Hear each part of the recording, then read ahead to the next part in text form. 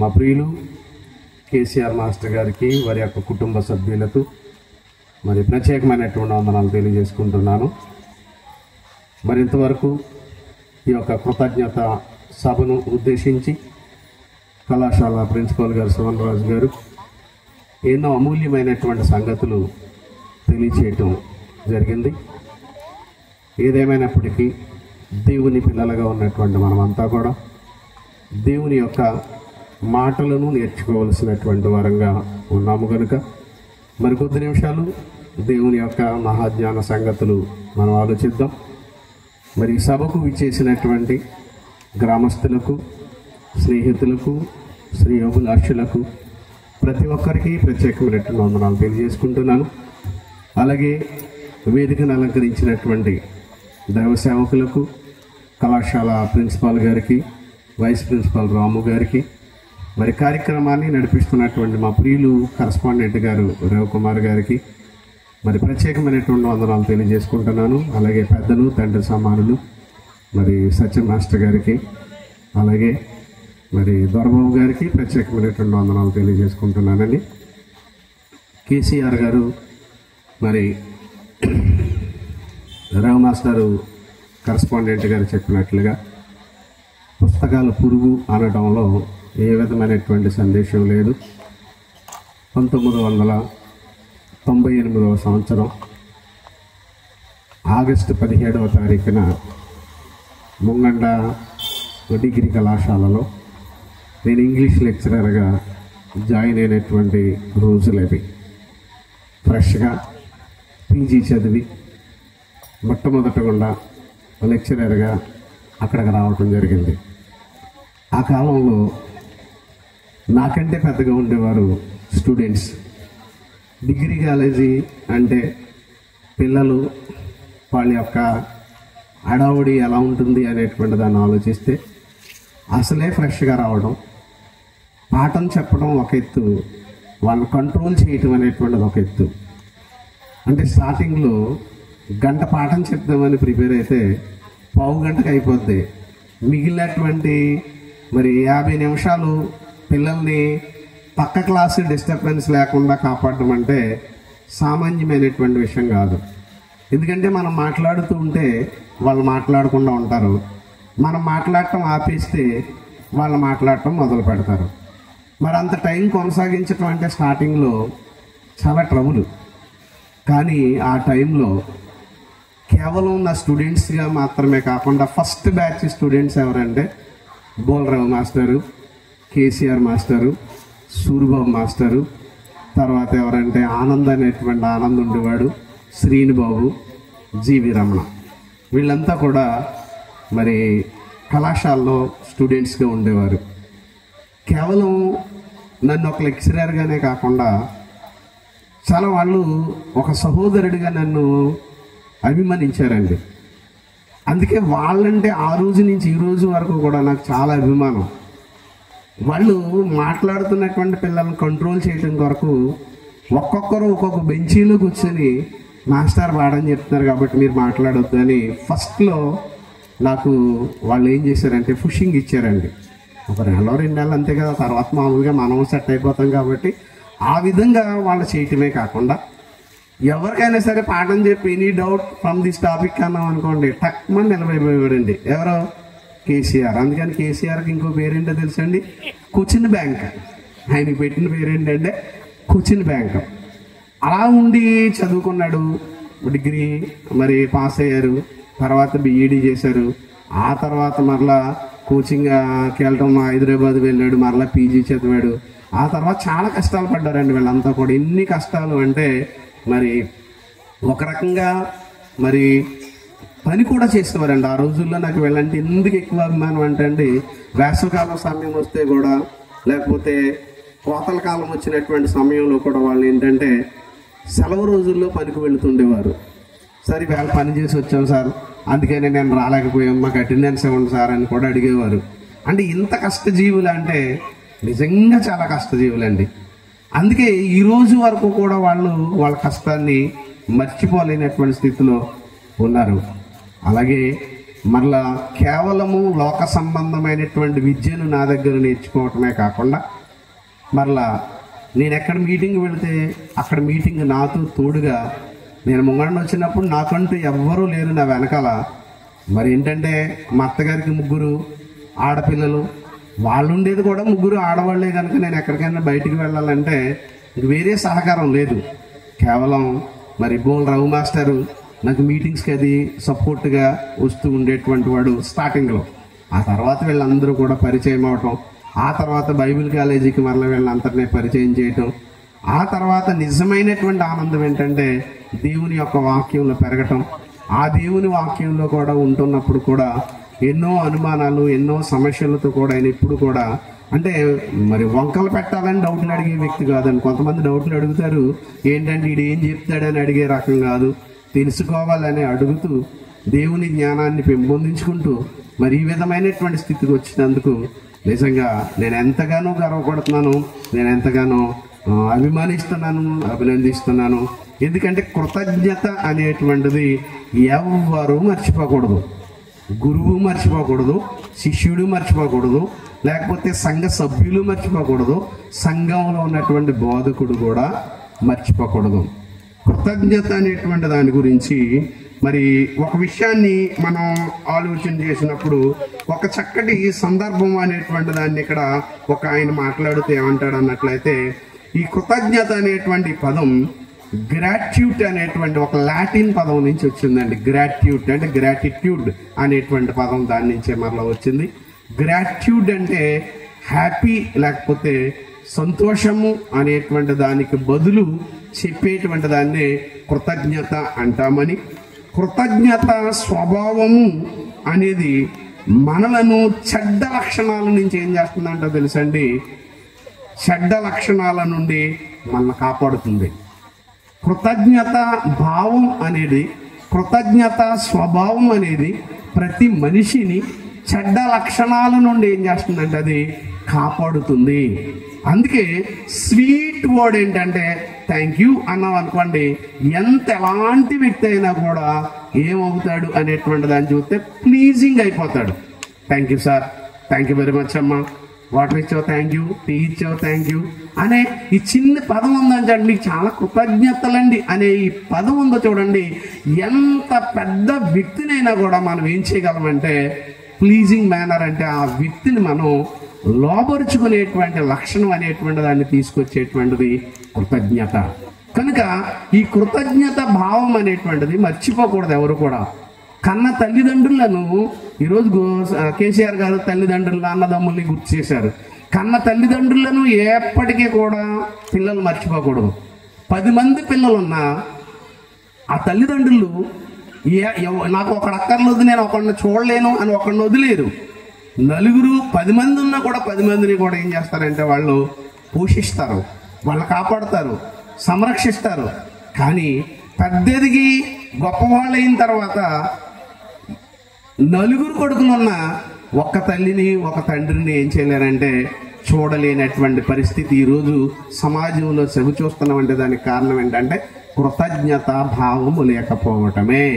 కనుక తల్లిని తండ్రిని చూడాలనేటువంటి కృతజ్ఞత కొడుకుకి ఉండాలి, కూతురికి ఉండాలి.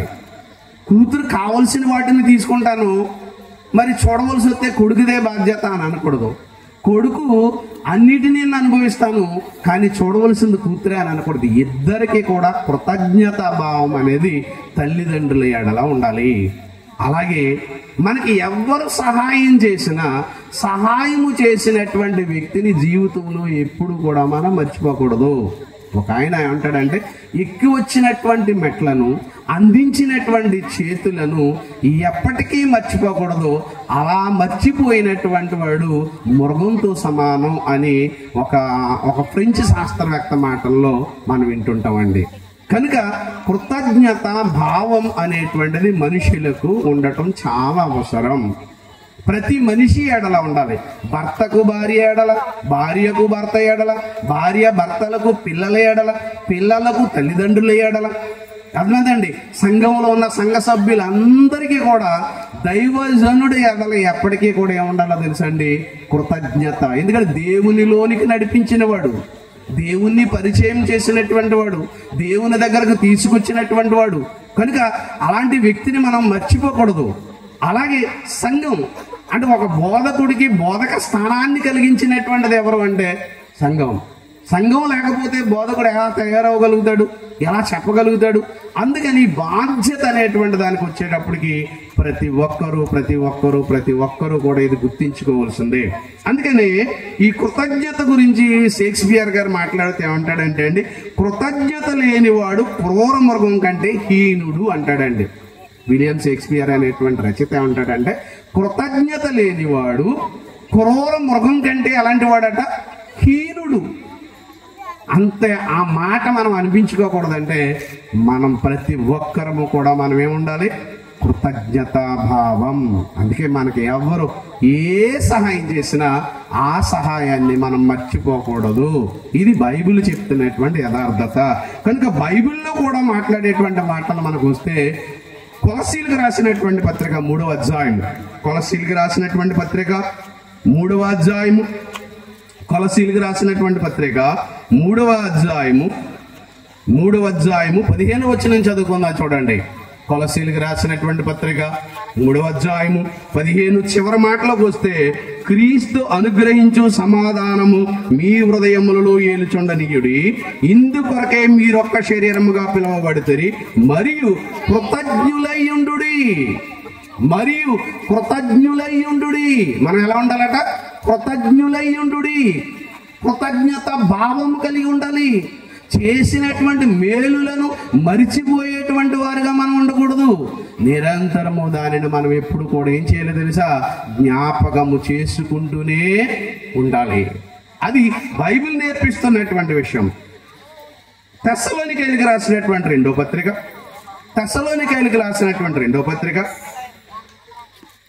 మొదటి పత్రిక 2వ అధ్యాయం 13వ వచనం. తెస్సలోనికైలకు రాసినటువంటి మొదటి పత్రిక 2వ అధ్యాయం 13వ వచనం. ఆ హేతువు చేతను మీరు దేవుని గూర్చినటువంటి వర్తమాన వాక్యము మా వలన అంగీకరించినప్పుడు మనుషుల వాక్యమని ఎంచక అది నిజముగా ఉన్నట్టు దేవుని వాక్యమని దానిని అంగీకరించితురు కనుక మేమును మానక దేవునికి కృతజ్ఞతాస్తులు చెల్లించుచున్నాము. ఈ వాక్యమే విశ్వాసులైనటువంటి మీలో కార్యసిద్ధి కలుగ చేయుచున్నదే. రాజుగారు చెప్పారు కదండి మొదటి మాటలో, ఎవరైనా సరే గొప్పవాళ్ళుగా ప్రయోజకులుగా మారితే ఆ ప్రయోజకులను బట్టి ఎవరు సంతోషిస్తారు అంటే సంఘంలో మొట్టమొదటకుండా ఒక వ్యక్తి ప్రయోజకుడైతే సంతోషించేటువంటిది, ఆనందించేటువంటిది ఎవరంటే దైవ సేవకుడు అండి. ఏమంటే ఒక తల్లి ఒక తండ్రి తన పిల్లల విషయంలోనే సంతోషిస్తారు. కానీ ఒక ఉపాధ్యాయుడు వాడి దగ్గర చదువుకున్న వాళ్ళందరూ ప్రయోజకులు కావాలని ఆశపడేది ఎవరు అంటేనండి ఒక ఉపాధ్యాయుడు అండి. అందుకని ప్రతి ఒక్కరిని కూడా ఏం చేస్తారు, అందుకే ఉపాధ్యాయులు ఎడల పిల్లలు కూడా అలాగే ఉంటారండి. ఎప్పుడో ఒక సంవత్సరంలో ఒక విద్యార్థి చదువుకుంటాడు, వాడు వెళ్ళిపోతుంటారు. చాలా మంది కనిపిస్తారు, అమ్మాయిలు ఉన్నారనుకోండి నా దగ్గర చదువుకుంటారు, వెళ్ళిపోతారు. చదువుకున్నప్పుడు ఒక రకంగా ఉంటారు, ఆ తర్వాత పెళ్ళి అయ్యి ఇద్దరు పిల్లలు వచ్చేసారనుకోండి, వాళ్ళు అసలు గుర్తుపట్టలేని స్థితిలో ఉంటారు. వాళ్ళెవరో మనకు తెలీదు. ఆయన వచ్చి, నమస్తే సార్, నేను ఫలానా సమయంలో మీ దగ్గర చదువుకున్నానంట. అంటే ఏమిటిది? కృతజ్ఞత భావం. ఎప్పుడో చదువుకుంది, ఎక్కడో వెళ్ళిపోయింది. ఇలా ఎక్కడ ఏ మూలకు వెళ్ళినా చూడండి, ఇప్పుడు నేను ఉన్నానండి, ఏ ప్రాంతానికి వెళ్ళి ఏ హోటల్ దగ్గరికి వెళ్ళి టీ తాగుదామన్నా ఎవరో ఒకడు వస్తాడు వెంటనే. అది బైబిల్ కాలేజీ నుంచి వస్తారో తెలీదు, లేకపోతే కాలేజీ నుంచి వస్తారో తెలీదు. ఆయన మా గురువు గారు అండి, అక్కడ బిల్ అయింది నేను ఇచ్చేసానండి అని చెప్పాడు తెలియకుండానే. అంటే ఏంటిదంటే కృతజ్ఞత భావం. కనుక ఇక్కడ అదే అంటున్నాడు, ఇక్కడ వాక్యము మా వలన అంగీకరించినప్పుడు, వాక్యం మేము చెప్పినప్పుడు ఆ వాక్యం అంగీకరించినప్పుడు పౌలు గారు అన్నాడు, మనుషుల వాక్యమని ఎంచక అది నిజముగా ఉన్నట్టు దేవుని వాక్యం అని దాన్ని అంగీకరించారు కనుక మేము మానక దేవునికి ఏం చేస్తున్నాం తెలుసా, కృతజ్ఞత. అందుకే ప్రతిరోజు ప్రార్థనలో మిమ్మల్ని అందరినీ, సంఘం అందరినీ కూడా ఏం చేస్తాం తెలుసా, జ్ఞాపకం చేసుకుంటాం. కళాశాలలో ఉన్న ప్రతి బిడ్డని, ప్రతి కుటుంబాన్ని కూడా జ్ఞాపకం చేసుకోవడానికి కారణం ఏంటంటే మానక దేవునికి కృతజ్ఞత చెప్పవలసినటువంటి భావము అక్కడ కనబడుతున్నటువంటి విషయం మనం చూస్తున్నాం. అదే తెస్సలోనికైలకు రాసినటువంటి మొదటి పత్రిక 5వ అధ్యాయము 15, 16, 17 వచనాలు మనం చదువుకుంటే, తెస్సలోనికైలకు రాసినటువంటి మొదటి పత్రిక 5వ అధ్యాయము 15వ వచనం 16 వచనాల్లో మనం చదువుకున్నప్పుడు, ఎవడును కీడునకు ప్రతి కీడు ఎవరికైనాను చేయక చూచుకొనుడి. అంటే కీడుకి ఏం చేయకూడదు, మనం ప్రతి కీడు చేయకూడదు. లోకమంతా ఏమన్నా ఆడు నిన్ను మోసం చేశాడా, నువ్వు అన్ని మోసం చేసే, ఆడు నిన్ను కొట్టాడా, అన్ను నువ్వు కొట్టే, ఇది చెప్తాది. కానీ బైబిల్ ఏం చెప్తుందో తెలుసా? కీడునకు ప్రతి కీడు ఎవరికి చేయకండి. చూడండి, మీరు ఒకని ఎడల ఒకడు మనుషులందరి ఎడల ఎల్లప్పుడూ మేలైనటువంటి దానిని అనుసరించండి అని ఎల్లప్పుడూ సంతోషముగా ఉండుడి. మనకేముండాలి? ఎప్పుడు కూడా సంతోషం. కుట్ర, కుతంత్రాలు, మోసం, పగ, ద్వేషం ఇది ఉంటే మనిషి పనికిరాడండి. అందుకని ఎల్లప్పుడు ఎలా ఉండాలి? సంతోషముగా ఉండుడి, ఎడతెగక ప్రార్థన చేయుడి, ప్రతి విషయమునందును కృతజ్ఞతాస్తుతులు చెల్లించుడి, ఇలాగున చేయుట యేసుక్రీస్తునందు మీ విషయములో దేవుని చిత్తం. ప్రతి విషయమునందును, ప్రతి విషయమునందును అంటే ఈచ్ అండ్ ఎవ్రీథింగ్, మంచా చెడా, ఏది వచ్చినా, ఏది సంభవించినా ప్రతి విషయంలోనూ కూడా మనం ఏం చేయాలో తెలుసా? కృతజ్ఞత చెల్లించాలి. చాలా మంది మేలులకే కృతజ్ఞత చెల్లిస్తారు తప్ప కీడు సంభవిస్తే కృతజ్ఞత చెల్లించరు, నష్టం వాటిల్లితే కృతజ్ఞత చెల్లించరు, లాభాపేక్షలో ఉన్నప్పుడు మాత్రమే చెల్లిస్తారు. అంతే కదా? ఉద్యోగం వచ్చింది కాబట్టి మీటింగ్ అటెండ్ అంటారు. కేసీఆర్ గారు అలా కాదు, ముందు నుంచి పెట్టేస్తున్నారులేండి. యాక్సిడెంట్ అయిందని, కాలు ఇరిగిపోయిందని మా ఇంటికి వచ్చి ప్రార్థన పెట్టండి అంటాడు ఎవడైనా? అంతే కదా? కాలు ఇరిగిపోయింది, యాక్సిడెంట్ అయ్యింది, ఇప్పుడు కృతజ్ఞత అవసరమా అంటాడు. అంతే కదా? ఏం కావాలి? ఉద్యోగం వస్తే కావాలి, అంతే కదా? మేలు జరిగితే కావాలి. కానీ నష్టం జరిగినా కూడా, బిడ్డ పుట్టినప్పుడు చాలా మంది కృతజ్ఞత మీటింగ్ పెట్టిస్తారు. ఒకవేళ అనుకోకుండా బిడ్డ మరణిస్తే అది యోబు గారి జీవితంలో కనబడుతుంది. ఏమంటాడు తెలుసా? యెహోవా ఇచ్చాడు, యెహోవా తీసుకు, నేనేవండి మధ్యలో, నేనేవండి. ఆయన ఏం చేసినా దానికి ఆయన కర్త కనుక ఏది చేసినా నేనేం చేయాలో తెలుసా? ఆయనకి కృతజ్ఞత చెప్పడం తప్ప నాకు వేరే అవకాశము లేదన్న. కానీ ప్రతి విషయమునందును కృతజ్ఞతాపూర్వకముగా మనం దేవునికి ఏం చేయాలంటే కృతజ్ఞతలు చెల్లించాలి. ఇది యేసుక్రీస్తునందు దేవుడు చేసినటువంటి నిజం. కానండి ఈరోజు సమాజంలో ఇలాంటి వాళ్ళు తక్కువండి. మేలు పొందిన వారు కూడా ఏం చేయరో తెలుసండి? కృతజ్ఞత చెప్పరు. ఏమండి, కేసీఆర్ గారికి ఉద్యోగం వచ్చింది, హ్యాపీగా ఉన్నాడు కాబట్టి అందుకే ఆయన మీటింగ్ పెట్టిస్తారని నాకేమో చేశాడు దేవుడు అంటారా? ఒకసారి అంటే ఆలోచించండి. ఒకసారి నేను చెప్తాను దానికి సమాధానం. దేవుడు నాకు ఏమీ చేయలేదు అనుకున్నాం అనుకోండి, కరోనా కాలంలో ఎంతమంది లేచిపోయారు చెప్పండి? అందులో నువ్వెందుకున్నావు, నేనెందుకున్నాను? ఆయన చూశాడు కనుక, ఆయన కాపాడాడు కనుక. లేదండి ఇప్పటికీ చేయట్లేదు అన్నాడు అనుకోండి, ముక్కు నోరు చెవులు మూసుకుని 5 నిమిషాలు ఉన్నావు అనుకో, తర్వాత నీకు అర్థం అవుతుంది కానీ చెప్పడానికి నువ్వు ఉండవు. అవునా కదా? అంటే నువ్వు తింటున్న ఆహారాన్ని, నువ్వు తాగుతున్నటువంటి నీరు, నువ్వు జీవిస్తున్నటువంటి జీవితం, నువ్వు బ్రతుకుతున్నటువంటి బ్రతుకు, నీ బిడ్డలు, నీ ఆలోచన, ఇదంతా ఇస్తున్నటువంటి వాడు ఎవరో తెలుసా? దేవుడు. అన్ని ఇచ్చినటువంటి దేవునికి ఏమి ఇచ్చావు నువ్వు? అన్ని ఇచ్చినటువంటి దేవుడు ఏం కోరుకున్నాడు? నీ ధనాన్నా, నీ పొలాన్నా, లేకపోయినట్లయితే నీ ఆయుష్ కాలాన్నా ఏం కోరుకున్నాడంటే అన్ని ఇచ్చాడు. అన్ని రుచులు, అన్ని ఋతువులు, అన్ని కాలాలు, అన్ని అనుభవిస్తున్నటువంటి నీ నుంచి దేవుడు కోరుకున్నది ఒకే ఒకటేంటో తెలుసా? కృతజ్ఞత. అర్థమైందండి? ఏం కోరుకున్నాడు? తండ్రి ఇవన్నీ నాకు ఇచ్చావు, నన్ను నడిపిస్తున్నావు, అందును బట్టి నీకు కృతజ్ఞత చెల్లిస్తున్నాను. మరి ఇన్ని చేసినటువంటి నీ కోసం నేనేం చెయ్యాలి అని దేవుణ్ణి ఒక్క మాట అడిగితే ఆయన పొంగిపోతాడండి. ఆయన నీతో ఉంటాడండి, నీ కుటుంబంతో ఉంటాడండి. ఏమండి, ఇశ్రాయేలీల కాలంలో దేవుడు ఇశ్రాయేలు ప్రజలను నడిపించడం కొరకు ఎన్ని ప్రణాళికలు రూపొందించాడు, ఎన్ని సేవా కార్యక్రమాలను చేశాడు.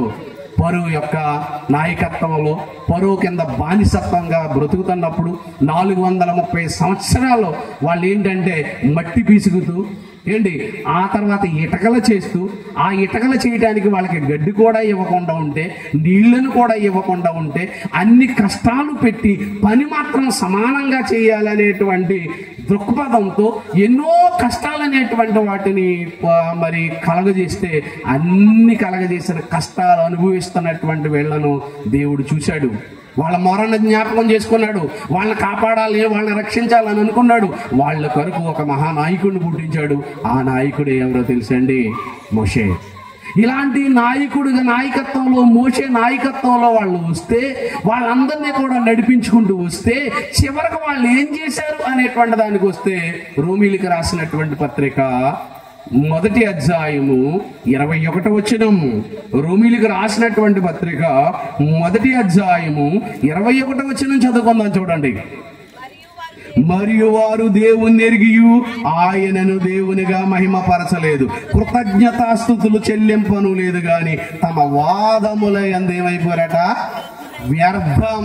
ఏంటిది వాదం? ఏ వాదం? నేను గొప్పవాడిని, వాడి గొప్పవాడు, లేకపోతే అది గొప్పది, ఇది గొప్పది, నేను ఇలాగే చేయగలను, నేను అలాగే చేయగలను, ఇలాంటి పిచ్చి పిచ్చి పిచ్చి పిచ్చి వాదనలు అన్నీ పెట్టుకున్నారట. కానీ ఏం చేయలేదట? దేవుణ్ణి ఎరిగి కూడా దేవుణ్ణిగా ఆయనకి ఇవ్వవలసిన స్థానాన్ని ఆయనకు ఇవ్వలేదు. ఇంతకంటే దౌర్భాగ్య స్థితి ఉంటుందా? ఇంతకంటే భయంకరమైనటువంటి స్థితి ఉంటుందా? ఎంత భయంకరులు వీళ్ళనేటువంటి దాన్ని ఆలోచిస్తేనండి, ఒక పక్క నుంచి పరో సైన్యం వీళ్ళని తరుముకుంటూ వస్తుంది, ఒక పక్క నుంచి మోషే నాయకత్వంలో వీళ్ళ ముందుకు వస్తున్నారు. ఇలా ముందుకు వస్తున్నప్పుడు పరిస్థితులను మనం అక్కడ చూస్తే, మీరు చదవబడినటువంటి లేఖన భాగంలో చదవబడినటువంటి అధ్యాయంలో, కీర్తనల గ్రంథము 106వ అధ్యాయము 8, 9 వచనాలను మనం చదువుకున్నప్పుడు అక్కడ కనబడుతున్నటువంటి సందర్భం మనం చూస్తున్నాం.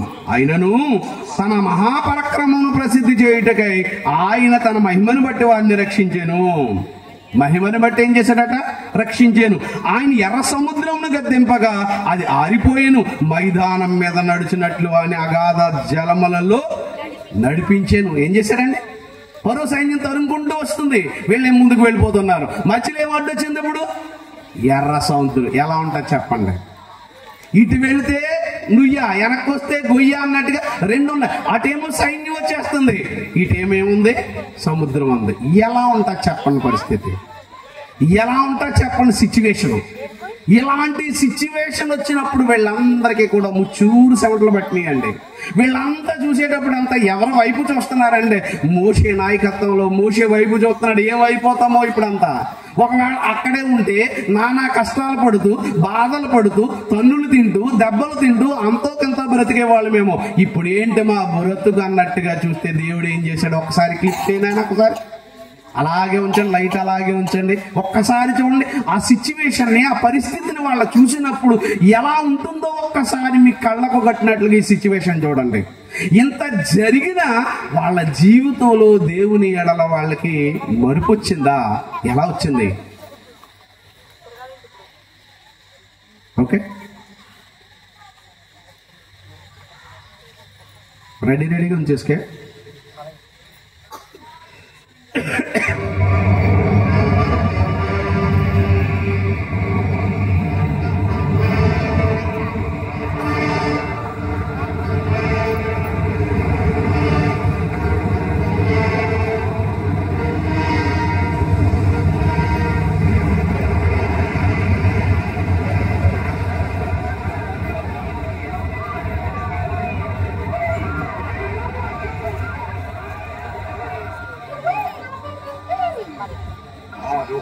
సౌండ్ పెట్టాను.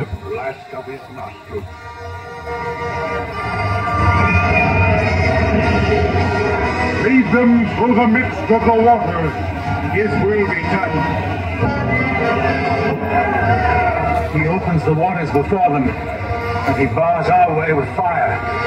Let us go from this place. Men cannot fight against the God. Better to die in battle with a God than live in shame. Praise God and down into it!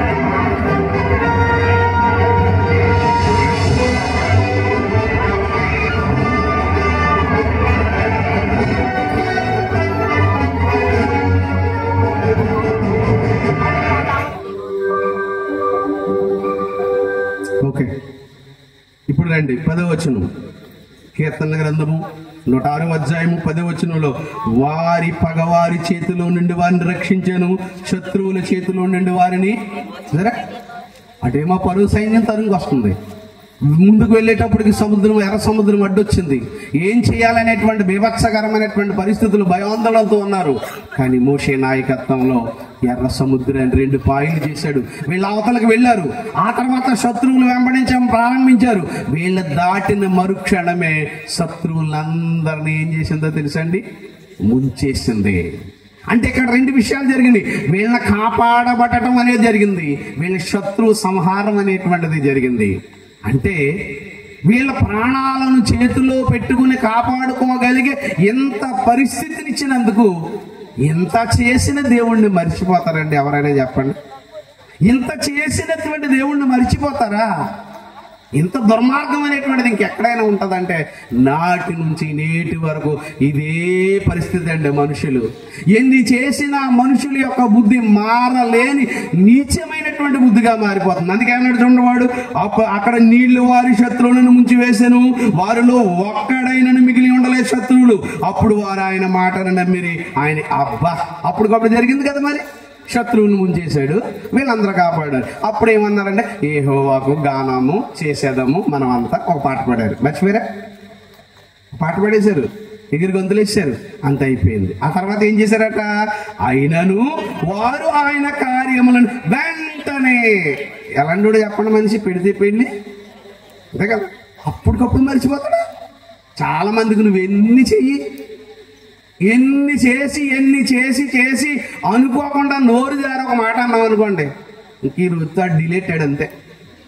ఒక్క మాట అంటే ఎన్ని చేసి అన్నీ మాట్లాడవు, చేయలేని దాని గురించి 100 సార్లు చెప్తాడు. నువ్వు 100 మంచి పనులు చేయి, వాడికి నువ్వు పెళ్లి చేయి, లేకపోతే వాడికి నువ్వు ఎన్నో కార్యక్రమాలు చేయి, లేకపోతే వాడిని ఎన్ని ఆపదల నుంచి కాపాడు, ఎన్ని చేసినా అన్నీ మర్చిపోతాడు. ఏదైతే చేయలేదో దాన్నే పట్టుకుంటాడు. మనిషి నైజం అండి ఇది. అందుకని వెళ్ళి ఎంత చేశాడంటే నిజంగా వాళ్ళ పడినటువంటి పాటలండి బాబు. మోషే జీవిత చరిత్ర సినిమా మీరు చూస్తే మీకు తెలుస్తుంది. ఎన్ని కష్టాలు పడ్డారంటేనండి నిజంగా మామూలు హింస కాదండి. వాళ్ళకి మామూలు కష్టం కాదండి. ఇటక తయారు చేసి నీళ్ళు ఏమనంటే ఎలా మొత్తం చెప్పి ఇటక చేసేవాళ్ళు తెలుస్తుంది ఎంత నీళ్ళు అవసరమో. ఆ ఇటకలో కలపడాక ఇప్పుడైతే బూడి తెచ్చుకుంటారు, మట్టి తెచ్చుకుంటారు, రకరకాలు తెచ్చుకుంటారు, ట్రాక్టర్ పెడతారు, దున్నుతారు. అలా కాదు, వాళ్ళ కాళ్ళతో తొక్కి దున్ని సమానం చేసి మట్టి చేసి మళ్ళీ ఏంటో తెలుసా, అన్ని ఎత్తాడు ఒకడికి, ఆడి ఇటకలు చేస్తాడు. ఏమి ఈడు ఇటకలు చేయాలి, సమానంగా మాత్రం కొలత మాత్రం వచ్చేయాలి. అన్నీ ఉన్నవాడు చేయటానికి అన్నీ లేనివాడు చేయటానికి ఎలా ఉంటుంది? సమానంగా రాలేదనుకోండి నీ పరిస్థితి ఏంటో తెలుసా, ఏంటి చితకహేయండి అంతే. ఎన్ని బాధల నుంచి వాళ్ళకి ఇంత విముక్తి కలిగిస్తే వాళ్ళు అసలు ఎలా ఉండాలో తెలుసండి. ఇంకా న్యాయాధిపతులకు వెళ్తే ఉంటాడో తెలుసండి, ఎంత మేలులు చేసిన దేవుడి గురించి వాళ్ళ పిల్లలకు తరతరాలు చెప్పాలని దేవుడు అనుకుంటే వాళ్ళు అయిపోయిన తర్వాత అంటే ఏమైందంటే దేవుణ్ణి ఎరగని ఒక తరం వచ్చిందంటే ఎవరు మన పూర్వీకులు ఎవరైనా దేవుని ప్రజలను చెప్పుకునేటువంటి వీరేనా ఇలాంటి పరిస్థితి ఉంటే మరి ఎలాగండి? అందుకే మనం కృతజ్ఞులుగా ఉండకూడదు, కృతజ్ఞత కలిగినటువంటి వారుగా ఉండాలి. చేసినటువంటి మేలును మరిచిపోయేటువంటి వారు ఉండకూడదు, చేసిన మేలులను జ్ఞాపకం పెట్టుకునేటువంటి వాళ్ళగా ఉండాలి. మరిచావా, మృగం కంటే నువ్వు హీనుడు. మరవలేదా, అయితే నువ్వు చేయవలసినటువంటి కార్యక్రమం ఏంటి? అందుకే ఒక భక్తుడు ప్రార్థన చేస్తూ యెషయా గ్రంథము 57వ అధ్యాయము 19వ వచనంలో చూడండి. యెషయా గ్రంథము 57వ అధ్యాయము 19వ వచనంలో భక్తుడు ప్రార్థన చేస్తున్నాడు మనుషుల కోసం. ఏమని ప్రార్థన చేస్తున్నాడు అంటే 57వ అధ్యాయము 19వ వచనం, వారిలో కృతజ్ఞతా బుద్ధి పుట్టించుచు దూరస్తులకును సమీపస్తులకును సమాధానమని నేనే వారిని స్వస్థపరచదనని యెహోవా సెలవిచ్చుచున్నాడట. ఏమన్నా, వారిలో కృతజ్ఞతా బుద్ధి పుట్టించుచు.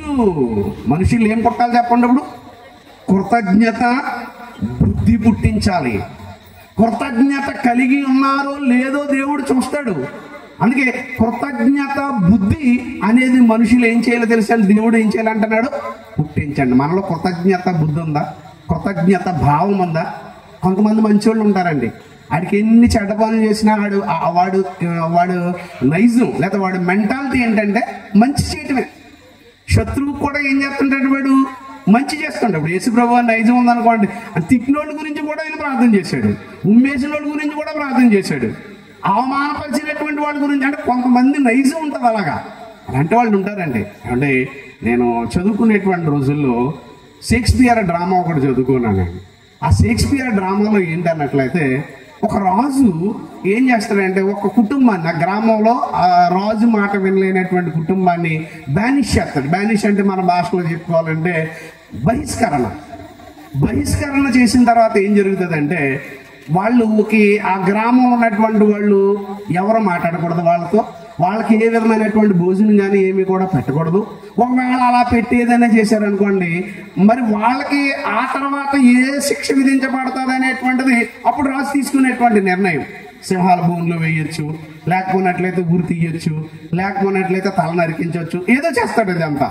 ఇలా జరిగినప్పుడు ఏం జరుగుతుంది అంటే, ఒక గ్రామాన్ని వెలివేస్తే పాపము ఒక రోడ్డు మీద ఆ గ్రామానికి సంబంధించినటువంటి ఒక వ్యక్తి రోడ్డు మీద పడిపోతాడు. పడిపోయిన తర్వాత గాయాలు పాలైపోయి నీళ్లు కావాలని అరుస్తూ బాధపడుతూ ఉంటాడండి. ఇలా బాధపడుతున్నప్పుడు అటు నుంచి వస్తాడు ఒక పిల్లడు. వాడు ఎలా ఉంటాడంటే, ఇప్పుడు కేసీఆర్ గారు అబ్బాయి ప్రిన్స్ ఉంటాడు చూడండి, ఆ టైప్లో ఉంటాడు. నవ్విస్తూ అన్నట్టుగా ఉంటాడు, పెద్దవాడే. కానీ ఏంటంటే వాడు నైజం ఏంటంటే హ్యాపింగ్ నేచర్, సహాయం చేయడం వాడు అలవాటు అయిపోయింది. అప్పుడు ఏమనుకున్నాడు, వీడు బాధపడుతుంటే ఏం చేశాడంటే చూడలేక పరిగెట్టుకుని వెళ్ళి నీళ్లు తెచ్చి వాడికి నీళ్లు ఇచ్చి ఆ గాయాలు కట్టి వాడిని లేపి కూర్చోబెట్టాడు. ఈ విషయం ఎవడో చూసాడు, పోనీ ఏదో చేశాడని ఊరుకోవచ్చు కదా. మనవాళ్ళు ఎలాంటి వాళ్ళు, తప్పులు వెతికే రకం కదా. అమ్మమ్మ దొరికేసాడు రా వీడు, మేమందరమేనేమో రాజుగారి మాట ఏంటంటే వీడేదో పెద్ద గొప్పోళ్ళలాగా వచ్చి ఇలాంటి సహాయం చేస్తాడా అని వార్త ఎవరి దగ్గరికి తీసుకెళ్ళిపోయాడు అంటే రాజుగారి దగ్గరికి తీసుకెళ్ళిపోయాడు. అప్పుడు రాజుగారు ఏం చేశారంటే, అయితే వాడిని పట్టుకుంటాను లోపలేసేద్దాం అన్నాడు. అప్పుడు భటులు అందరూ ఈయన్ని పట్టుకోవడానికి వస్తున్నారు. అప్పుడు వీడేమో పారిపోవడానికి పరిగెట్టుకుంటూ వెళ్ళిపోతున్నాడు. అలా తరుగుతున్నారు, పరిగెట్టుకుంటూ వెళ్తున్నాడు. వెళ్ళేటప్పుడు ఒక గుహ కనిపించింది, లోపలికి గుహలోకి వెళ్ళిపోయాడు. అంటే వీళ్ళని కాపాడుకోవడం కోసం. ఇంతకీ గుహలో ఏముంది, సింహం ఉంది. ఇప్పుడు చెప్పండి, బయటకు వస్తే వీళ్ళు చంపేస్తారు, లోపలికి వెళ్తే సింహం. ఇప్పుడు ఏం చేయాలనుకున్నాడంటే, ఇది మంచోడు కదా పాపం, మంచోడు బుద్ధి ఎలా ఉంటుందో చెప్తాను. బయటికి వెళ్తే వాళ్ళు చంపేస్తారు, ఎలాగ చచ్చిపోతాను, దానికి బదులేదో లోపల ఒక సింహం తినేస్తుంది, దానికి ఆహారంగానే మిగులుతాను పోన్లే అని అనుకుంటాడు. పాపం అది అక్కడ ఉండి సైకిల్ చేస్తుంటది, ఇలారా అంటది. పాపం మీరు ఏంటంటే జాలితో వెళ్తాడు, వెళ్ళి చూసేటప్పుడు దానికి పంజే ఇప్పి చూపిస్తుంది, పెద్ద ముళ్ళు దాని కాళ్ళు గుచ్చిపోయి ఉంటుంది అన్నమాట. అప్పుడు ఈడేం చేస్తాడంటే మొత్తం మీద ముళ్ళు లాగి ఈడు షర్ట్ చింపి దానికి గాయాన్ని కట్టి చాలా జాగ్రత్తగా ఏం చేస్తాడంటే దాన్ని మొత్తం మీద దాన్ని సేవ్ చేస్తాడు. అలా సేవ్ చేసి కాపాడు ఉంచుతాడు. ఆ తర్వాత వీడు బయటకు వస్తాడు. బయటకు వచ్చిన తర్వాత తెలిసిపోతారు కాబట్టి రాజు పట్టుకుంటాడు. పట్టుకున్న తర్వాత సరసాలు వేసేస్తారు. ఆ తర్వాత బోన్లో ఉన్నటువంటి సింహం బయటకు వస్తుంది, దాన్ని పట్టుకుంటారు ఫారెస్ట్ ఆఫీసర్ వాళ్ళు. దాన్ని పట్టుకుని కూడా లోపలికి తీసుకెళ్ళి ఏం చేస్తారు, బోన్లో వేస్తారు. ఇలాగ వేసిన తర్వాత ఇప్పుడు ఇది జడ్జిమెంట్ డే వచ్చింది. ఎవరికి జడ్జిమెంట్ డే వచ్చింది, ఈ ఎవరైతే ఉన్నాడో వీడి పేరు యాండ్రూ సెల్ అనేటువంటి వాడికి జడ్జిమెంట్ వచ్చింది. ప్రజలందరూ చూడాలి, ఇది ప్రజలందరూ చూస్తారు. అప్పుడు వీడిని ఏం చేస్తారంటే, ఒక 2 రోజులు 3 రోజులు ఆకలి బాధతో ఉంచుతారు. ఒక సింహాన్ని 2-3 సింహాలని, లేకపోతే ఒకదాన్నో. దాన్ని ఏం చేస్తారంటే వీడి మీదకి వదులుతారు. వదిలిన తర్వాత ఏంటంటే ప్రజలందరూ చూస్తుండగా అది ఏం చేస్తుందంటే వీడిని పీసులు చేసుకుని తినేస్తూ ఉంటుంది అనమాట. అది పరిస్థితి. ఇప్పుడు సిచ్యువేషన్ ఏం జరిగిందో మీకు కళ్ళ కట్టినట్లుగా ఈ స్క్రీన్ చూపిస్తాను. 1958, ఇది ఇప్పుడు కాదు, ఒక్కసారి ప్లే చేయను. ఆయన రెడీ అయిందా? ఈ సిచ్యువేషన్ అంతా చూసేటప్పటికి వాడి పరిస్థితి ఎలా ఉంటుందో, వాడు ఆలోచన విధానం ఎలా ఉంటుందో ఒక్కసారి మీరు చూడండి. మీ కళ్ళంట నీళ్లు రాకపోతే ఒక్కసారి మీరు ఆలోచించండి. అది జాలి అంటే, అది కరుణ అంటే, అది కృతజ్ఞత అంటే, అది భావం అంటే ఎలా ఉంటుందో ఒక్కసారి చూడండి. ఆయన లైట్ ఆపగలిగితే ఆపండి, ఒక్కసారి చూడండి. ఆయన ఫాస్ట్గా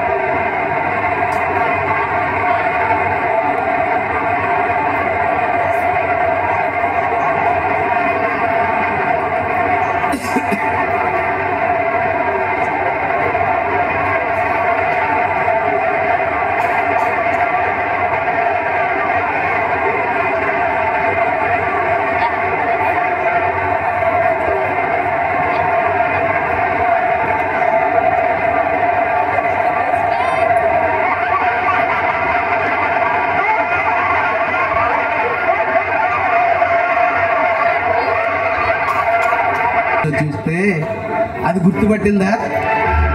దాని కాళ్ళను తీసినటువంటి ముళ్ళు తీసిన 2 నిమిషాల కొరకు అతని కోసం సేవ చేసినటువంటి ఆ వ్యక్తిని అది గుర్తు పెట్టుకుని ఆకలి బాధ తాపేనాయన ఆకలి బాధతో ఉన్న ఆకలితో మలమలలాడుతున్న వాడిని ఎత్తుకుని ముద్దాడుతుందంటే కృతజ్ఞత అండి ఏదో చెప్పండి.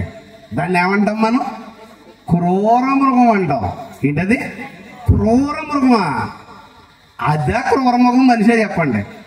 చేసిన మేలుని మరిచిపోయేటువంటి మనిషి అదా? ఎంత విచిత్రంగా ఉందో చెప్పండి.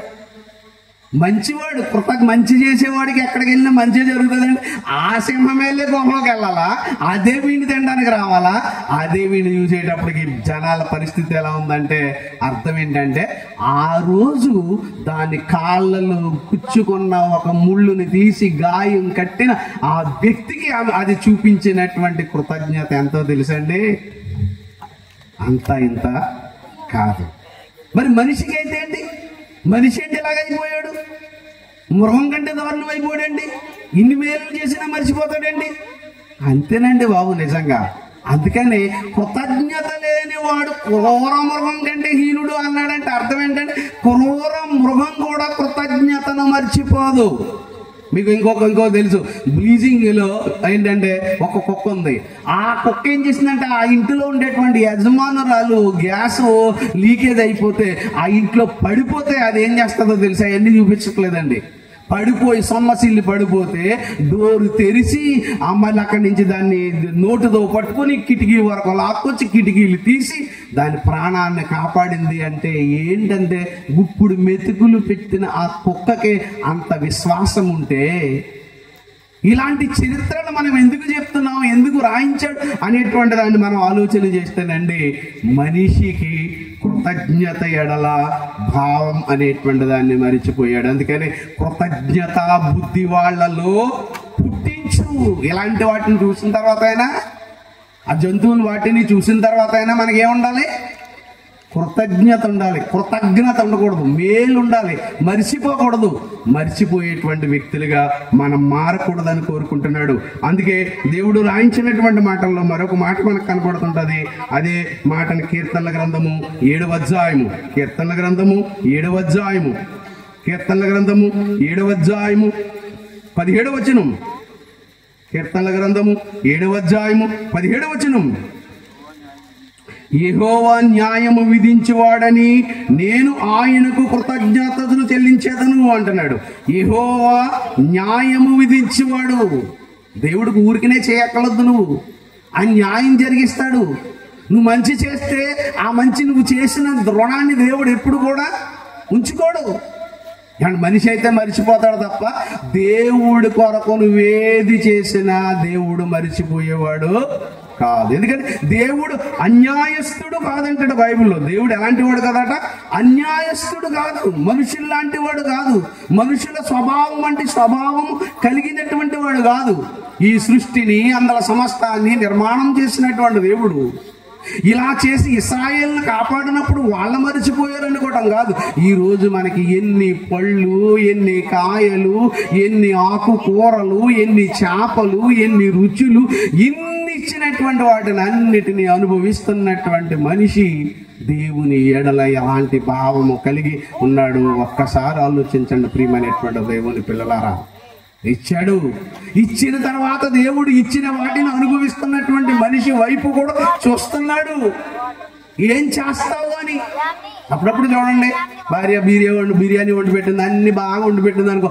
వండి పెట్టిన తర్వాత ప్లేట్లు పెట్టిన తర్వాత ఒకసారి చూస్తుంది పైనుంచి కింద వరకు ముఖం. ఎందుకని? పందిలాగా తినేస్తున్నాడని కాదు. ఏమని? అసలు ఈ నోట్ అంటే ఏం మాట వస్తుందా అని. అవునా కదా? ఏమొస్తుంది? బాగుందంటాడా, బాగోలేదంటాడా, ఏమంటాడని మనం టక మింగేసి బాగోపోతే 4 బాటలు తిట్టేసి బాగుంటే సైలెంట్గా వెళ్ళిపోవటం. ఇదే కదా మన అయితే బాగుంది అని ఒక మాట అంటామా? మాట నోటంటే వస్తుందా? రాదు. వస్తుందా? రాదు. మనిషి అందుకని దేవుడు కూడా ఇస్తున్నాడు. ఆ మనిషి కోరుకునే భార్య కూడా మన దగ్గర అన్ని పెట్టిన ఆమె కోరుకునేది ఏం కోరుకుంటుంది? అదంతా నువ్వు వదిలేసి ఇచ్చేయమని అనుకోదు. ఇంకొంచెం తింటారా అని బతిమాలి పెడతారని అలా తినడానికి కాదు. అయ్యో కష్టపడి వచ్చాడు నా భర్త, ప్రేమతో చేస్తున్నాను, ఆ ప్రేమలో ఆ ఆప్యాయతలో వాళ్ళ మన నుంచి కోరుకునేది చిన్న ఎప్రిసియేషన్. బాగుంది, చాలా బాగుంది, పోనీ బాగోలేదని ఏం పర్లేదు, అన్నిసార్లు బాగుండవు కదా, ఈసారి పోతే పెద్ద ఏముందో, దీని గురించి ఇబ్బంది పడవలసినటువంటి అవసరం లేదు అని ఒక్క మాట వస్తుంది. అన్ని బాగున్నా ఒకటి బాగోపోతే దాన్ని ఎత్తి ఎత్తి ఎత్తి ఎత్తి ఎత్తి ఎత్తి అబ్బా చారు ఎక్కడం రాదు నీ బతుకు తగలే అంటారు. మీ అమ్మ ఇదే నేర్పిందా, మీ బాబు ఇదే నేర్పాడా, ఇంతకాలం నుంచి ఇదే నేర్చుకున్నావా? మరి మిగిలిన నుండి పెట్టింది కదా. అంతే మనకు కూడా అంతే. ప్రసంగం అన్నిసార్లు ఏదో రకమైన ఏం చేశాడండి బాబు, బుర్ర చేశాడు కదా, ఆడి దగ్గరికి వెళ్ళడం అవసరమా, ఆడి తింటాం అంట, ఆడి దగ్గర ఏముంది అసలు మనకు, అదే అంటే ఏముండదు మన దగ్గర. అంటే మనిషి కృతజ్ఞుడండి.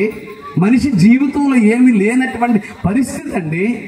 ఎప్పుడు ఒక రకంగా ఉండవు, ఇప్పుడు ఒకే విధంగా ఉండవు. అన్ని విషయాలలోనూ కూడా అదే కృతజ్ఞత భావం అంటే అర్థం ఏంటన్నట్లయితే, కృతజ్ఞత భావము స్వభావం ఉన్నటువంటి వ్యక్తి చెడ్డ లక్షణాలకు ఏమైపోతాడని చెప్పుకున్నాం మనం, దూరం అయిపోతాడు. ఆ కృతజ్ఞత భావం అందరినీ స్నేహితులు చేసేస్తుంది మనకి. మన్ని జాన్సన్ గారు ఉండేవారండి. ఆయన దగ్గర చూస్తే ఏంటన్నట్లయితే, ఆయన చారు పెడితే ఆ చారు నీళ్ళో తెలియదు, లేకపోతే నీళ్ళలో చింతపండు అంత భయంకరంగా ఉన్నది అనుకోండి, అమ్మ నువ్వు చారు ఎట్టావమ్మ చెల్లి, సూపర్ అమ్మ అని వాడు. పక్క నుంచి మేము చూస్తుంటాం, ముద్ద పెట్టడానికి లేదు, ఇదేంటి ఎలాగ అంటున్నాడు అని.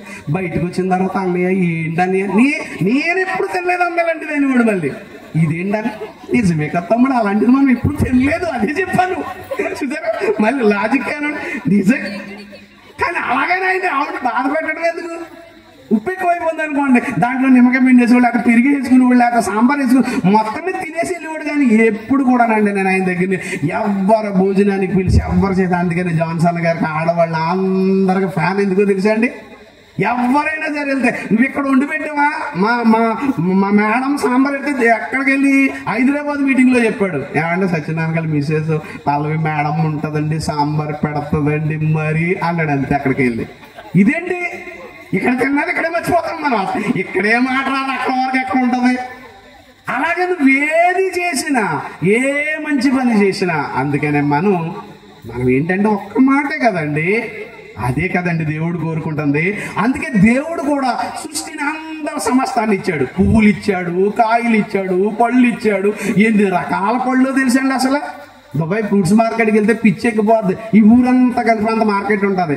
చూసిన పండు చూడకుండా ఉంటే మనకు తెలియదు. అన్ని పళ్ళ బెత్తడి నాలుగుకి ఎంత నాలుగు ఉందండి ఇది. ఆ నాలుగు మీద అన్నప్పుడు దొల్లుతూ లోపలికి వెళ్తా.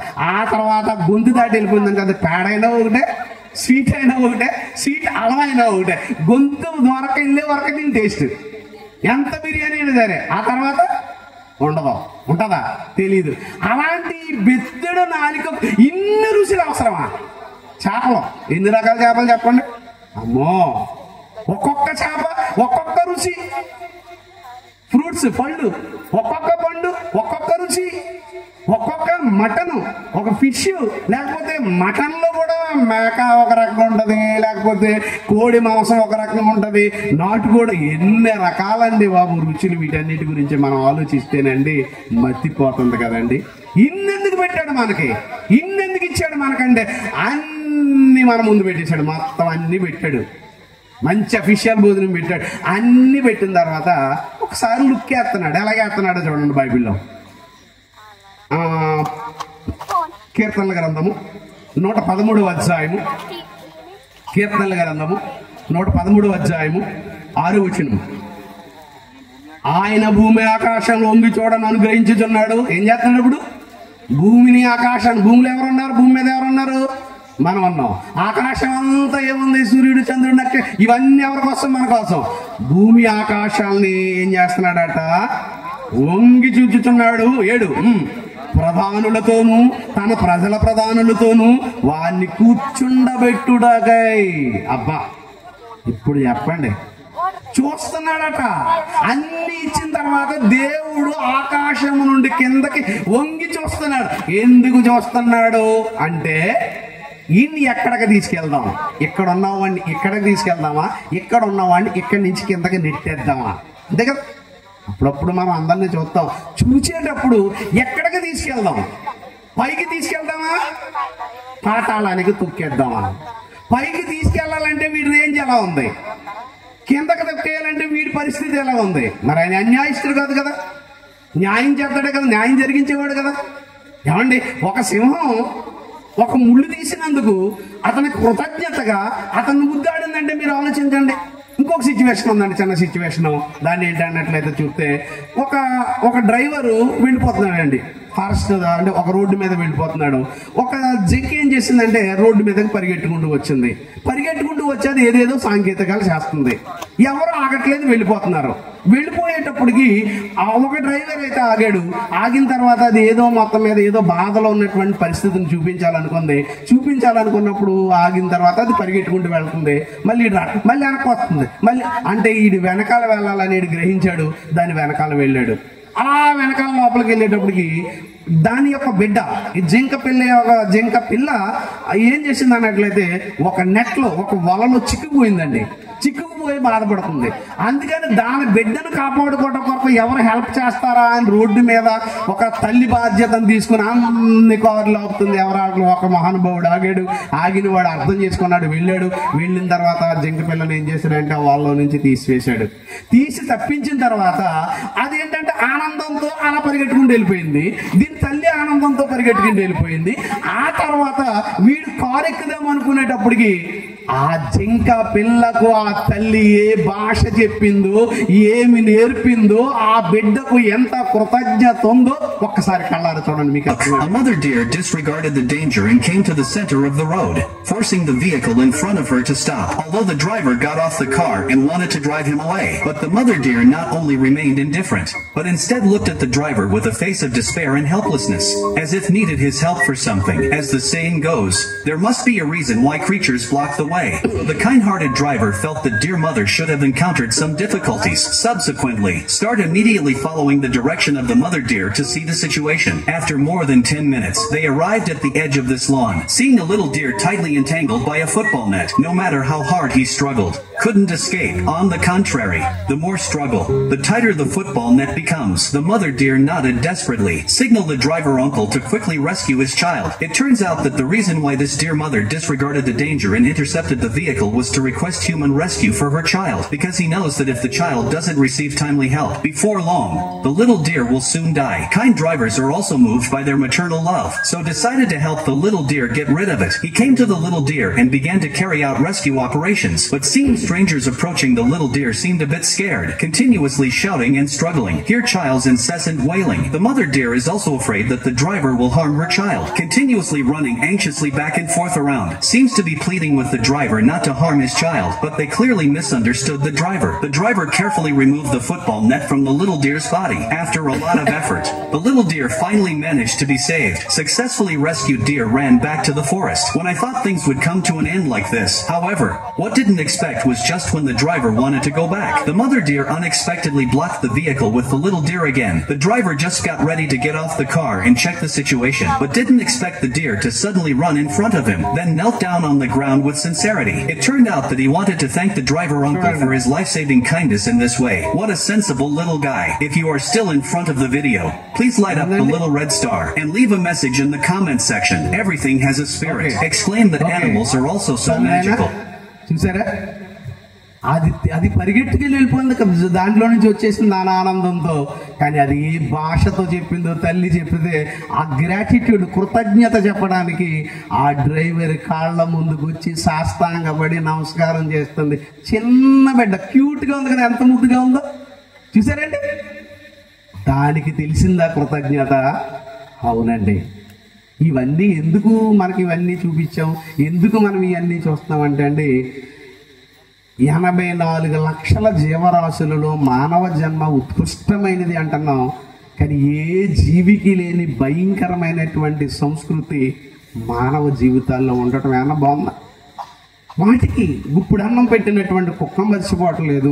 చిన్న మేలు చేసినటువంటి ఏ జీవి కూడా మర్చిపోలేనటువంటి పరిస్థితులు ఇవన్నీ ఇలా చూపించుకుంటూ పోతే ఎన్నో చూడగలమండి. కనుక అంటున్నాడు, అందుకనే ఆకాశము నుండి ఆయన ఏం చేస్తున్నాడు, అన్ని ఇచ్చి తొంగి చూచుచున్నాడు, చూడండి, ఆయన ఒకసారి ఏం చేస్తున్నాడు, ఆకాశము నుండి ఆయన తుంగి చూచుచున్నాడు, ప్రజలతోను. ఎందుకు చూస్తున్నాడట? ప్రజలతోను, తన ప్రజల ప్రధానులతోను వాళ్ళని కూర్చోండి పెట్టడానికి. ఆయన నేల నుండి దరిద్రులు లేవనెత్తువాడు, పెంట కుప్పల మీద నుండి బీదలను పైకెత్తునవాడు అంటున్నాడు. చూదా, నేల నుండి ఏం చేస్తాడట? దరిద్రులను. లేకపోతే మనమెంత, మన పరిస్థితి ఎంత, మన బ్రతికెంత చెప్పండి.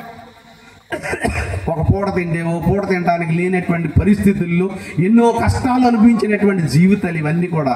నాకంటే మీకే తెలుసు, పెద్దలందరికీ కూడా ఎన్నో కష్టాలు పడినటువంటి జీవితాలు ఇవన్నీ కూడా. అలాంటిది ఈ రోజు ఈ స్థితిలోనికి వచ్చామంటే దానికి కారణం ఎవరో తెలుసా?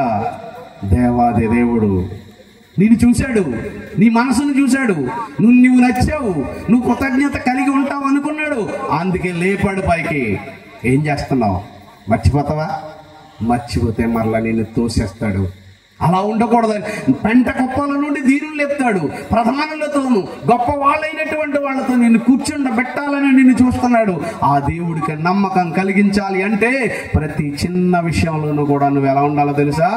కృతజ్ఞత కలిగిన వాడిగానే ఉండాలి అంటున్నాడు. అదే మాటను అక్కడ చెప్పుకుంటూ వచ్చినటువంటి ఆయన అన్నాడు. మరి ఆ రోజులలో ఇలాంటి కృతజ్ఞత కలిగి ఉంటే, చేసినటువంటి మేలులకు చేసేటువంటి పరిస్థితి ఉంటే, ఈ రోజు మనం చేయవలసినటువంటిది ఏంటి?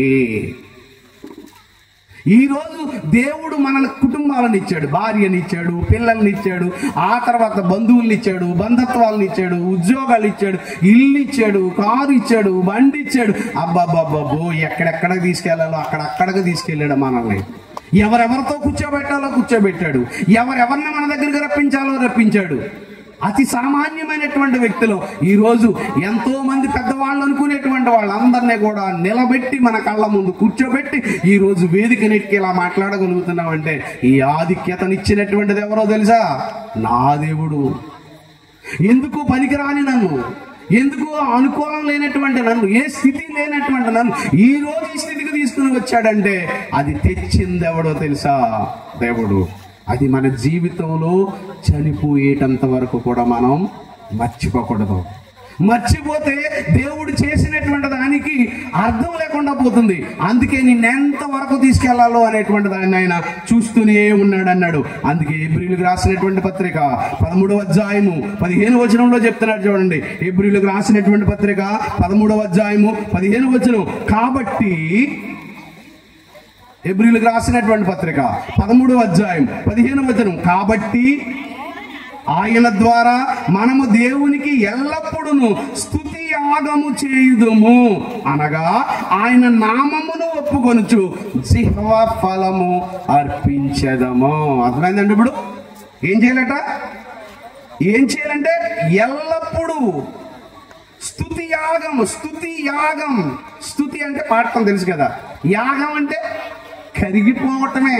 అప్పుడప్పుడు మన వాళ్ళు అంటారు చూడండి, ఆయన యాగం చేస్తున్నారని అంటే కట్టెలేసి మంట పెట్టి దాంట్లో నెయ్యి పోసి ఏదో చదువుతాడు కూడా, అంతా నెయ్యి అంతా కరిగిపోయేవాడు. వీడి మనసేమీ కరగదు. ఏం కరుగుతుంది? నెయ్యి అంతా మాత్రం కాలిపోద్ది. వీడు ఏదో పెద్ద చేసినట్టుగా బిల్డప్ ఎత్తాడు. కానీ యాగం అంటే అర్థం ఏంటో తెలుసా?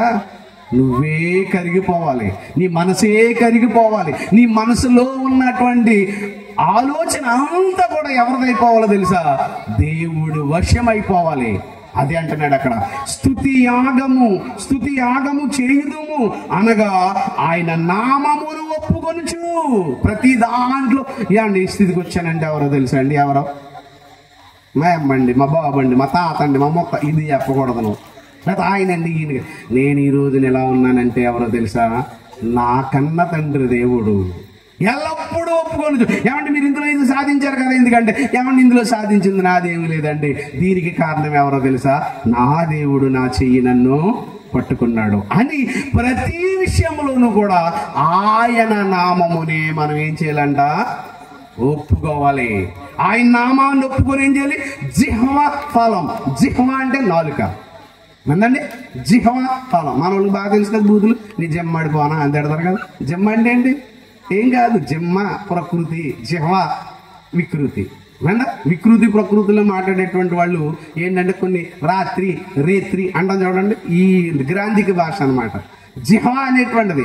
జిహ్వ ఫలం అంటే అర్థం ఏంటనమాట? ఇప్పుడు నాలుక ద్వారా వచ్చే ఫలాలు. నాలుక ద్వారా వచ్చే ఫలాలు ఏంటి? మాటలు.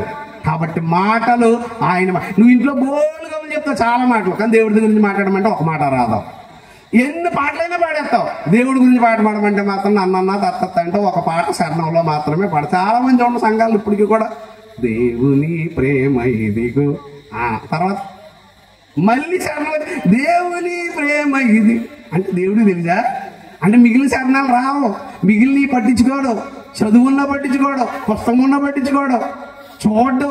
ఆ ఫస్ట్ చరణం మన పాటలైనంతే. ఫస్ట్ చరణం ఏమవుతుంది అన్నాం అనుకో, సూర్యుడు ఎందుకు చంద్రుడు ఎందుకు అని మానవుడు కాదు. ఆ తర్వాత చరణం మనకు రాదు. బుక్కులందరూ తీసేసి ఒకసారి అది అనుకుంటాను, మన వాళ్ళు పాటలాడే సింగర్ అందరినీ బుక్లన్నీ తీసేసి ఓ పాట పాడంటారా ఎన్ని శరణాలు పాడతారు అన్నాం అనుకోండి. చదువుకోలేనుడని పాటాడతా, కానీ చదువుకోవాలి మనకి ఉప్పు చూస్తే కానీ ఫస్ట్ చరణం తప్ప రెండోది రాదు. వచ్చా నిజం చెప్పండి, ఒప్పించుకోండి రాదు. ఎందుకు? There is no concentration about it. Concentration లేదండి దాని మీద, మనకు లేదండి. చాలా మంది చదువుకోలేనట్టు మా చిన్నప్పుడు అండి ఆవిడకి ఏ అక్షరాలు వచ్చి కదండి, పొద్దున్న వెళ్ళిదండి చేలో పనికి, సాయంత్రం వచ్చే వరకు పదం పాడేదండి ఆవిడ. పదం అంటే ఎలా పాడతారో మీకు అందరికీ తెలిసి పని వాళ్ళకి.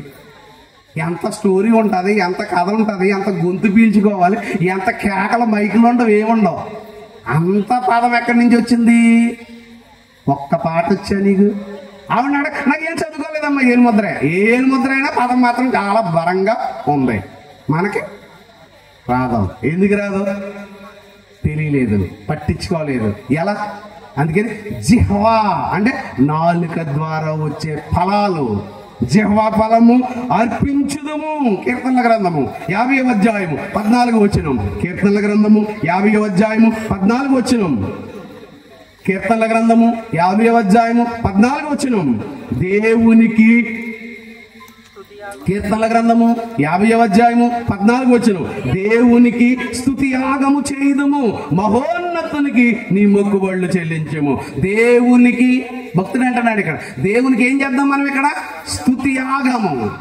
స్తుతి యాగము చేయుదుము, స్తుతులు అర్పించేద్దాం. మన పురుగులు కూడా పాట రాశారు, దేవా స్తుతి యాగము చేయుదుము. స్తుతి యాగం. స్తుతి యాగం అంటే కంటిన్యూటీ అని అర్థం. యాగం అంటే, యాగము అంటే కంటిన్యూటీ. స్తుతి యాగం అంటే అర్థం ఏంటంటే పాటలు, దేవుని గురించినటువంటి పాటలు. మనకు వచ్చా దేవుని గురించినటువంటి మాటలు మనం ఎప్పుడు కూడా నిరంతరము నిరంతరము నిరంతరము అని అంటే నిజంగానండి ఏ సంఘాలలో లేని గొప్ప ఆధిక్యతను మా తండ్రి గారు జయశాలి గారు మాకు ప్రవేశపెట్టారండి. నిజంగా అలాంటి ఆయన దేవుడు ప్రవేశపెట్టినందుకు మేము పొంగిపోతుంటామండి. ఆయన ద్వారా వచ్చిన మేము ఈరోజు మా జిహ్వా ఫలం ఎక్కడ చూసినా సరే, ఏ రోజు చూసినా మీటింగే, ఏ రోజు చూసినా క్లాసే, ఏ రోజు చూసినా పాటే. అంటే పాట పాడని రోజు లేదు, వాక్యం చెప్పని రోజు లేదు మా నాలుకకు. అంటే ఎంత గొప్ప ఆధిక్యతనిచ్చింది ఎవరో తెలుసా? దేవుడు. ఒక్కొక్క వ్యక్తి ద్వారా దేవుడు ఒక్కొక్క వ్యక్తిని పురుకొల్పి కొంతమందిని లేపి, అందుకనే ఎక్కడా లేనన్ని సభలు, ఎక్కడా లేనటువంటి మీటింగ్స్, ఏ మూలను చూసినప్పటికీ కూడా జరిగేటువంటిది ఏంటో తెలుసండి ఈరోజు అదే. అందుకని స్తుతి యాగము చేయుదుము, మహోన్నతునికి మొక్కుబళ్ళు చెల్లించేదము అన్నాడు. మనకి దేవుడు ఇచ్చినటువంటి టాలెంట్ ఏంటో తెలుసా? మంచి వాయిస్ ఇచ్చాడు, మంచి మాటలు ఇచ్చాడు, మంచిగా మాట్లాడగలిగేటువంటి నోటినిచ్చాడు. ఇంత నోటినిచ్చినందుకు, ఇంత మంచి మాటలు ఇచ్చినందుకు మనం ఏం చేస్తాం? వాడాలి. ఏం వాడాలి? ఏం వాడాలి? నాలుకను వాడాలి. ఎలా వాడాలి? కరెక్ట్గా వాడాలి. బూతుల కోసమో, పంచాంగాల కోసమో, పక్కోడిని తిట్టడం కోసమో, దీనికోసం కాదు. దానికి మాత్రం బాగా వాడటం మనకి తెలుసు, కానీ దేవుని కోసం ఎలా వాడాలో మాత్రం తెలియదు. ఎలా వాడాలో కూడా ఆయన చెప్పాడండి బాపు. హోషేయ గ్రంథం చివరగా, హోషేయ గ్రంథము 14వ అధ్యాయము 2వ వచనం. హోషేయ గ్రంథము 14వ అధ్యాయము 2వ వచనం. హోషేయ గ్రంథము 14వ అధ్యాయము 2వ వచనం. మాటలు సిద్ధపరుచుకొని యెహోవా యొద్దకు తిరుగుడి. ఏం చేయాలి ఇప్పుడు? మాటలు రెడీ చేసుకోవాలి. అంటే ప్రసంగం రెడీ చేసేసుకుని అప్పుడు వేదిక దగ్గరికి రావాలి. ఏమి రెడీ చేసుకోకుండా వచ్చావు అనుకోండి ఎలా ఉంటుంది? ఒక ఆయన అంటే ప్రసంగం రాసేసుకుని జేబులో షూట్ జేబులో పెట్టుకున్నాడంటే దొరగారు. ఇంతకీ వచ్చేటప్పుడేమో ఆ షూట్ మార్చేసుకున్నాడు. ఆ షూట్ లేదు. దేవుడు త్వరగా వచ్చుచున్నాడు అంటున్నాడు, ఇక్కడ దొరకట్లేదు. స్లిప్పు దేవుడు త్వరగా వచ్చుచున్నాడు దొరకట్లేదు, దేవుడు త్వరగా వచ్చుచున్నాడు దొరకట్లేదు. జనాలు చూస్తే యాంగ్జైటీలు అందరూ చూస్తున్నారు. ముచ్చూరు సెవెంట్లు వచ్చేసినాయి, భయం వచ్చేని, కళ్ళు తిరిగి ముందన్న ముసలాం మీద పడిపోయాడు. ఆవిడ సారీ కాదు బాబా, త్వరగా వస్తున్నాను, ముందు నుంచి చెప్తున్నావు, నేనేం నేర్చుకోలేదు, నేనే సిద్ధపడలేదు, నాదేదో. ఆవిడ అంటుంది, ఎలా ఉందో చెప్పండి. ఇలా ఉందా? కాదండి. ఎనీ టైం నువ్వెక్కడికి వెళ్ళి నేను ప్రసంగం ప్రిపేర్ అవ్వలేదు అని అనకూడదండి. బైబిల్ నీ చేతిలో ఉండొచ్చు, లేకపోవచ్చు. నువ్వు రాసుకున్న ప్రసంగం నీ దగ్గర ఉండొచ్చు, లేకపోవచ్చు. కానీ యుద్ధ రంగానికి దిగితే నీకంటూ ఒక టాపిక్ ఎప్పుడు నీ దగ్గర ఉండాలి.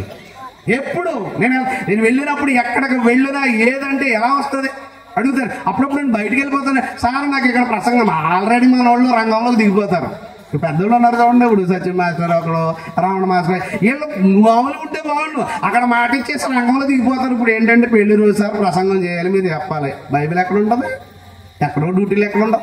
అప్పుడు వెంటనే రిఫరెన్స్లు ఒకదాని తర్వాత ఒకదాని తర్వాత ఒకటి. ఇదే అనమాట. మేము కూడా అనుకోలేదు సార్, ఏదో పలకరంతం అని వెళ్ళాం, మరి పెళ్లి రోజు వచ్చింది 25వ సంవత్సరం అంట, మరి ఆయనకి ప్రసంగం చెప్పాలి, మరి ఏం చెప్పమంటారు, నాకు వచ్చింది ఈ అవకాశం అంటారు. లేదు ఫలానిది కావాలి, కొటేషన్ కావాలి, ఎక్కడ ఉంది, ఎలా ఉంది, ఎనీ టైం. అందుకని ఏం చేయాలన్నాడు, చదవమ్మా, ఏం చేయాలి? మాటలను సిద్ధపరుచుకొని సిద్ధంగా ఉంచుకోవాలి. మాటలు సిద్ధపరుచుకుని యెహోవా యొద్దకు తిరుగుడి, మీరు ఆయనతో చెప్పవలసినదేమనగా. అది మాటలు సిద్ధపరిచేసుకుని దేవుని వైపు తిరిగి ఆయనతో మనం ఏం చెప్పాలంటే, మా పాపములన్నింటినీ పరిహరింపుము, ఎడ్లకు బదులుగా నీకు మా పెదవులను అర్పించుచున్నాము, నీవంగీకరింపదగినవి ఇవే మాకు ఉన్నవి. ఏం కావాలి ఇప్పుడు దేవుడికి? నీ ఎద్దులు, నీ మాంసము, లేకపోతే నీ బలి, నీ ఏం అక్కర్లేదు అని కోరుకున్నాడు కదా దేవుడు. మీ బలులు నాకు అక్కర్లొద్దు, ఏం అక్కర్లొద్దు అన్నాడు. కాబట్టి ఏమంటాడంటే, మా పాపాలను పరిహరించి తండ్రి, మాకు పరలోకాన్ని నీ తండ్రి, మేము ఇవ్వగలిసింది ఏంటంటే మా దగ్గర ఉన్నటువంటివి ఏమున్నాయో తెలుసా? మా పెదవులు. ఇదేం చేస్తున్నావు? నీకు ఇస్తున్నావంటే ఏం చేయాలి? ఇవ్వటం అంటే పెదవులు ఇచ్చేసేంతంటే నోడు ముడి కూర్చుంటే కుదరదు. ఏం చేయాలి? ఆ పెదవులతో నీకు మాటలు రావాలి, ఆ పెదవులతో నీకు పాటలు రావాలి. ఇది దేవుడు కోరుకుంటున్నాడు. కనుక ప్రియమైనటువంటి దేవుని పిల్లలారా, ఎల్లప్పుడూ దేవునికి ఏం చేయాలో తెలుసా? కృతజ్ఞత కలిగినటువంటి వాళ్ళం ఉండాలి. ఆయనకు మేలు చేస్తే ఆయన మరిచిపోయేటువంటి వాడు కాదు, ఆయన అన్యాయస్తుడు, అంతకంటే కాదు. అందుకని బైబిల్ ఏమంటాడు? గిన్నెడు చన్నీళ్ళు నా పేరట వచ్చేవాడికి గిన్నెడు చన్నీళ్ళు ఇచ్చారనుకోండి, మీ ఫలం పరలోకంలో ఏమవుతుంది అన్నాడంటే అధికము. అంటే దేవుడు ఏం చేసినా, ఎంత చిన్న పని చేసినా ఆయన మరిచిపోవడం. కనుక ఈరోజు మనకు దేవుడిచ్చిన ఈ ఆయుష్కాలంలో, దేవుడిచ్చినటువంటి ఈ జీవిత కాలంలో దేవునికి మనం ఎల్లప్పుడూ ఏం చేయాలంటే కృతజ్ఞత చెల్లించాలి.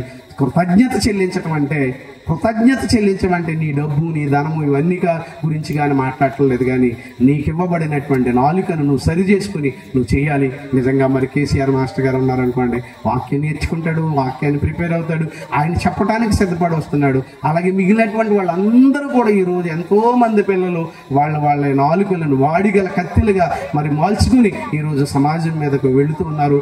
ఇదే దేవుడు కోరుకుంటున్నటువంటిది, దేవుడు ఆశిస్తున్నటువంటిది కూడా మన నుంచి ఇదే. కనుక దేవుని పక్షాన మనం నిలబడితే దేవుడు మన పక్షాన్ని నిలబడతాడు.